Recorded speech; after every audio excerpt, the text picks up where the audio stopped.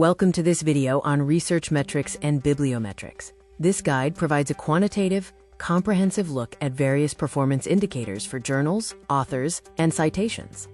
We begin by exploring journal-level performance, examining the standard, contextual, and weighted models used for evaluating scholarly venues. There are two core dimensions of assessment: bibliometrics, which uses traditional, citation-based indicators from mathematical logs, and altmetrics, which are modern, web-based metrics measuring digital engagement. The Journal Impact Factor, or JIF, was established by Professor Eugene Garfield in 1955. It uses a mathematical model based on citation frequency over a 2-year window to determine an impact score.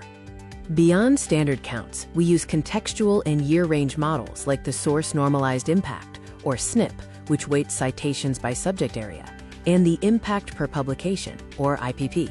SC Imago provides rankings by mapping scientific domains globally.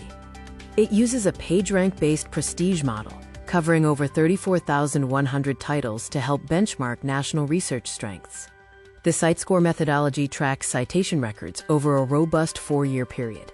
It divides the total citations by the aggregate volume of publications within that same time frame.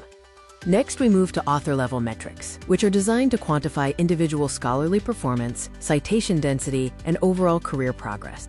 Productivity and volume are often measured using the H-index, created by Jorge E. Hirsch to assess career impact, and the I-10 index, a simple count from Google Scholar for highly cited publications. The G-index offers a different mechanical approach. By using a cumulative ranking model, it highlights milestone papers and rewards high citation spikes better than the H-index. Here is a breakdown of the G-index calculation for a hypothetical professor.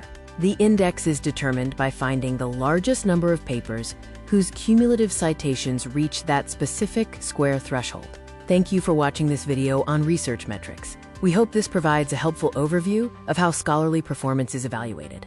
For further reference, the images used in this video were sourced from Taylor and Francis and 365 Data Science.